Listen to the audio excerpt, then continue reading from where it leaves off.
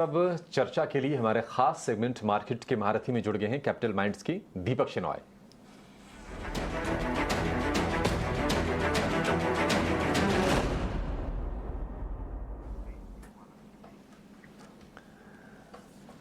दीपक जी, बहुत शुक्रिया आपका समय देने के लिए। स्वागत है आपका टीनो स्वदेश पर। देखिए, बहुत ही खास दिन, खास मौका, और आज चूंकि बाजार की वीकली एक्सपायरी भी है, हम निफ्टी पर, सेंसेक्स पर नई ऊंचाई बनते हुए देख रहे हैं। और कहीं ना कहीं एक जो एरिया ऑफ कंसर्न था, आईटी को लेकर थोड़ी सी चिंताएं थीं।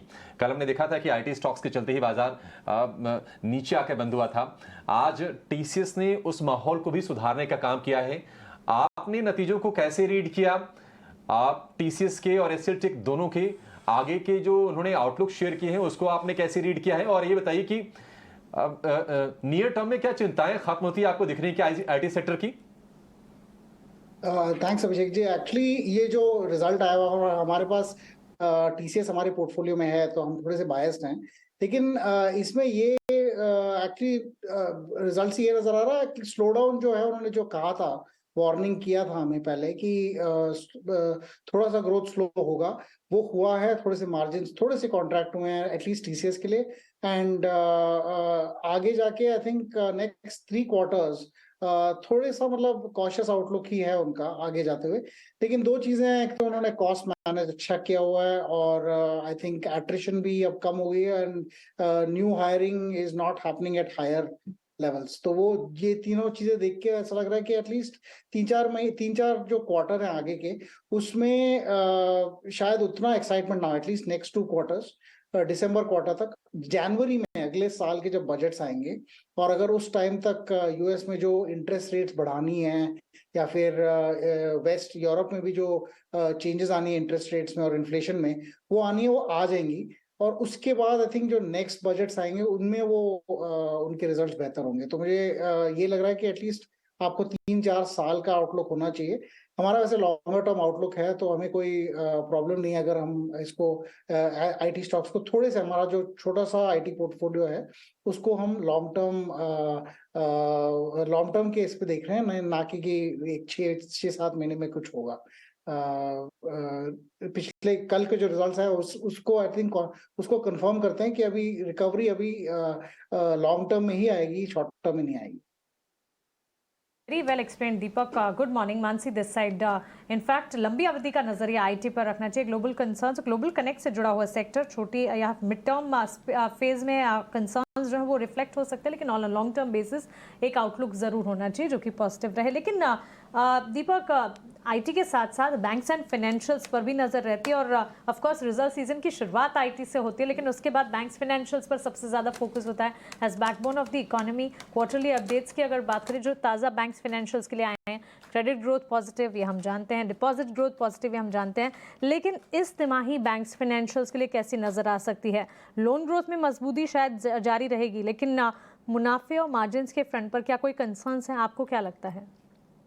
तो इसमें दो चीजें मानसी जी, आई थिंक एक तो जो बड़ी जो प्राइवेट बैंक्स है, उन्होंने अपनी जो कॉस्ट हैं वो ज्यादा कासा से रिलेटेड हैं, और उनके कासा लेवल्स काफी काफी हाई हैं। तो इसके उनका कॉस्ट ऑफ कैपिटल उतना इंक्रीज नहीं होगा। लेकिन जो छोटे से और मिड कैप और छोटे से बैंक्स हैं, उनका कॉस्ट ऑफ कैपिटल काफी इंक्रीज हुआ है, तो वहां पे आई थिंक मार्जिन कॉन्ट्रैक्शन हो सकता है। क्रेडिट ग्रोथ काफी स्ट्रांग है अक्रॉस द एंटरप्राइज। अगर आप लार्ज और स्मॉल और इवन पीएसयू बैंक्स को देखें, तो आई थिंक क्रेडिट ग्रोथ काफी स्ट्रांग है यहाँ पे। लेकिन पीएसयू बैंक्स और लार्ज प्राइवेट बैंक्स में कॉस्ट ऑफ कैपिटल कम है, तो उनके मार्जिन आई थिंक बरकरार रहेंगे। बस कॉन्ट्रैक्शन होगा तो छोटे बैंक्स में, स्मॉल फाइनेंस बैंक्स में मार्जिन कॉन्ट्रैक्ट होंगे। ग्रोथ आई थिंक अच्छा आना चाहिए इस क्वार्टर भी, लेकिन एनपीएज वो हमें देखना पड़ेगा कि किस तरह से कमेंट्री आती है, क्योंकि नए ईसीएल प्रोविजंस जो आने वाले हैं बैंक्स में, उनका क्या इम्पैक्ट होगा और कैसे इम्पैक्ट होगा, ये भी कमेंट्री के यहाँ से ही नजर मतलब विजिबिलिटी आएगी। क्योंकि रिजल्ट्स में अभी जरूरी नहीं है कि वो ईसीएल प्रोविजंस के बारे में कोई कमेंट करें, तो इंटरव्यूज या फिर उनके जो कॉन्फ्रेंस कॉल्स हैं उसी में से पता चलेगा। I think it is going to be positive quarter for most banks. ठीक है, बैंकों के लिए एक बढ़िया सकारात्मक तिमाही ये साबित होगी। दीपक जी, आप जरा ना बैंकों के साथ साथ जरा मेटल पर गाइड कीजिए, क्योंकि आज तो हम देख रहे हैं कि वहां पर रौनक है, तमाम शेयर चल भी रहे हैं, लेकिन कहीं ना कहीं जो चाइना वाला जो ओवरहैंग है, क्योंकि डिमांड के लिहाज से अगर हम बात करें, प्रोडक्शन के लिहाज से, तो एक सबसे बड़ा मार्केट हम कह सकते हैं चाइना है। मेटल सेक्टर में अगर सस्टेन्ड अगर रिकवरी हमें देखनी है तो उसके पीछे फैक्टर्स क्या होने चाहिए, और आपको आगे का आउटलुक कैसा लग रहा है अभी? तो I think metals, Abhishek ji, जो साइक्लिकल्स होती हैं तो वो एक बार ऊपर जाती हैं और फिर एक करीबन 18-20 मंथ्स उनका फिर डाउन साइकिल आ जाता है। आई थिंक अभी हम डाउन साइकिल में जा रहे हैं in general, in demand and also in economics. तो इसमें क्या होगा कि यूजली और टाइम लगेगा इसको रिकवर होने में। पहले वो उसका बॉटम अगर बनना भी है तो आई थिंक और they will be more pressure. ये सिर्फ चाइना की वजह से नहीं है, वर्ल्ड वाइड में भी ऐसी है कि जैसे स्टील प्रोडक्शन बढ़ता है कहीं और, तो Indian steel exports will come down, sometimes import pressure शुरू हो जाता है। तो वो अभी वो पार्ट आया नहीं है, surplus capacity has not been utilised. So वो भी आएगा आई थिंक। तो अभी down cycle, I think this is not a right time to play into steel stock. But उसमें से थोड़े से कंपनीज हैं जहाँ पे आई थिंक अभी भी मोमेंटम है, very specific value added products में। तो वहां पे थोड़ा सा ब्रांड है या फिर स्पेसिफिक टाइप्स ऑफ पाइप्स हैं, वो वाली कंपनीज आई थिंक बेहतर करेंगी, क्योंकि उनका कॉस्ट स्टील है। जो सिर्फ स्टील मैन्युफैक्चर करती हैं या फिर मेटल्स मैन्युफैक्चर करते हैं, I think this is not a very good cycle for them. Deepak, बाजार में धुआंधार तेजी है और ये तेजी जो है इनफैक्ट रिफ्लेक्ट होती है overall on a day to day basis पर मार्केट के जो एक्शन है उसमें भी, जैसे कि आज हमने देखा। और ये रिफ्लेक्ट होती है एसआईपी के रिकॉर्ड ऊंचाई के लेवल्स जो कि देखने को मिले हैं। ताज़ा डेटा की अगर बात करें, बाजार में निवेश 3 महीने की ऊंचाई पर देखने को मिला है। और इसमें योगदान ऑफकोर्स हैवी वेट्स का तो है ही, लेकिन ब्रॉडर इंडेसेस स्मॉल कैप और मिड कैप की अगर बात करें, लगातार 5 महीने में निवेश जो है उसमें बढ़ोतरी देखने को मिली है। ब्रॉडर इंडेसेस काफ़ी अच्छा चल गए हैं। अब यहाँ से इन्वेस्टमेंट पर्सपेक्टिव अगर देखा जाए, मिड कैप स्मॉल कैप में किस तरह का बनता है, कौन से स्पेसेस, कौन से सेगमेंट्स हैं जिस पर नज़र बनानी चाहिए?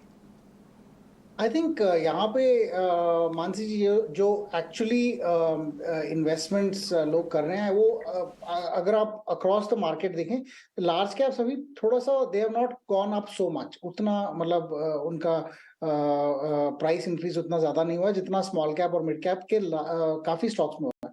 पर ये भी है कि लास्ट ईयर जब मार्केट्स गिरे थे तो स्मॉल कैप्स और मिड कैप ज्यादा गिरे थे, और उनके जो फंडामेंटल्स हैं, जो अर्निंग्स हैं, मिड कैप और अर्निंग्स के एक्चुअली काफी ज्यादा इंक्रीज हुए हैं compared to even large caps.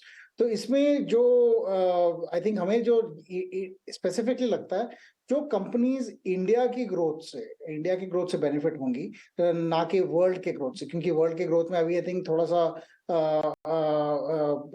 Problem है, इंटरेस्ट रेट्स इंक्रीज हैं और वहां पे यूएस में रिसेशन की बात चल रही है। तो आई थिंक इसमें जो अगर आप Indian companies, inward facing companies जो इंडियन कंजम्पशन को देखते हैं, इंडियन डिफेंस रेलवेज में प्रोडक्ट्स बनाते हैं, या फिर इंडियन इंफ्रास्ट्रक्चर में जो उनका जो बिजनेस इंडियन इंफ्रास्ट्रक्चर में ज्यादा है, आई थिंक वो सेक्टर्स अच्छा करेंगे, स्मॉल और मिड कैप में भी और शायद छोटे से लार्ज कैप्स में भी। लेकिन इसमें ये भी है कि यहाँ पे काफी फ्रॉथ बना हुआ है, मतलब काफी स्टॉक्स ऐसे गए जैसे अगले 10 साल तक उनको कोई प्रॉब्लम होगी ही नहीं, और वो 40-50% पर ईयर पे ग्रो करेंगी। ये शायद ऐसा नहीं होगा। हर बिजनेस में आपको थोड़ा सा बफर रखना पड़ता है, तो वैल्यूएशंस भी काफी हाई हैं। तो आपको देख के इन बिजनेसेस में भी आपको वैल्यूएशंस देख के इन्वेस्ट करना चाहिए, ना कि जस्ट डायरेक्टली आप इन्वेस्ट करें। I think sectors we like are defence, railways, infrastructure, domestic consumption. ठीक है दीपक, बहुत शुक्रिया आपका समय देने के लिए, और आज इस ऐतिहासिक दिन पर, क्योंकि बाजार रिकॉर्ड ऊंचाई पर ट्रेड कर रहे हैं, अपना व्यू हमसे शेयर करने के लिए।